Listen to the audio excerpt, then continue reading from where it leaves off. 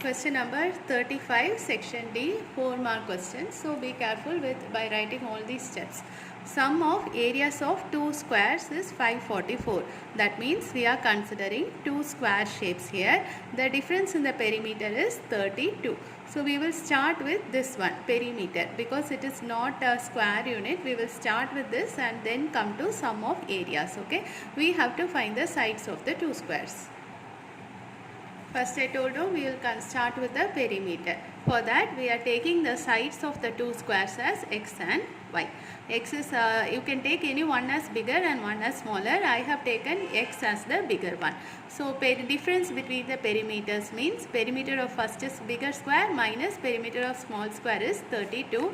Cancel, you are getting this. Take y to that side, you are getting a equation. Keep it as it is. Mark it as equation 1. Then you are given sum of the areas is 544. Sum of the areas means area of first square x square plus y square will be equal to 544. So x square, instead of, now you see this is a quadratic equation with two variables which we have not learnt. So we have to change this variable to y or y to x. This is easier.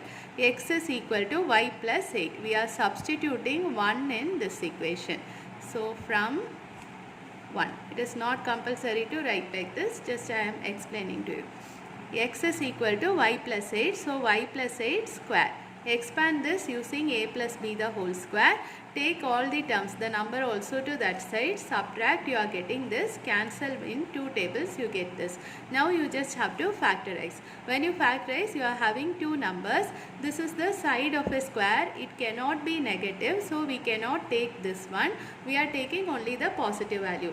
If you are just writing y is equal to 2 also, you are correct only, but I don't know whether you will get full marks. You have to write y cannot be negative because y is the side of a square. So y is equal to 12. We have only found out one side. So we have to find the other side also. X is equal to y plus 8. 12 plus 8, that is equal to 20 meter. This is the optional problem. You have a speedboat whose speed is 18 km per hour in still water. This is still water speed, it is given in the question, and the distance covered by the boat upstream and downstream both is 24 km. Okay, same spot. This given no same spot. That means it is going 24 km upstream and returning downstream to the same spot means again 24 km downstream. The time difference is given as 1 hour. We are supposed to find the speed of the stream.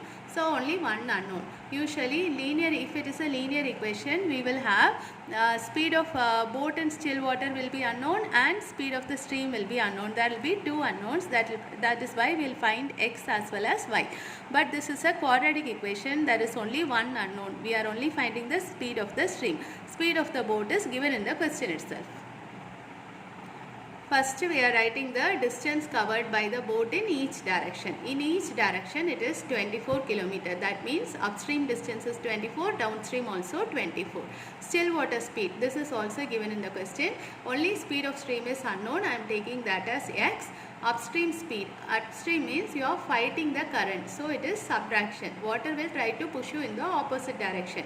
Downstream means water is helping you. You are moving in the same direction as the water. So we are adding. Time difference, this is also given in the question. This one I have written for your understanding only. These steps are all compulsory. This is optional. Time difference means the bigger time minus smaller time. Which will be bigger? The upstream's time only will be bigger because you have to fight the current and go. It will take more time. So time taken upstream minus time taken downstream is equal to 1 hour. You know all these formula from physics. So time difference is given, no time. So we are writing time is equal to 24 by 18 minus x. Many students make a mistake here. They'll think 18 plus x is the bigger number and they'll write that first. That is not correct because The smaller denominator means the fraction is bigger. That is why I didn't want you to make this that mistake, and I have written this here. Upstream time taken will be more, so upstream time taken minus downstream time taken is equal to 1. Now we are just cross multiplying and taking LCM. Take all the terms to one side, you are getting this quadratic equation. Now I have factorized this. When you factorize, you are getting two numbers. This is negative, so you omit it. You write speed cannot be negative, x is equal to 6. When you are getting the speed of the water, there is a way for you to check whether you are at, you have a chance to be correct. The speed of the stream will always be less than the speed of the boat. Still water speed is 18. So the number which is less than 18 only will be correct. Suppose you are getting minus 54, 20. That means you have made some mistake, because one is negative, the other one is bigger than 18. So that will be wrong. So you will have to check your calculations.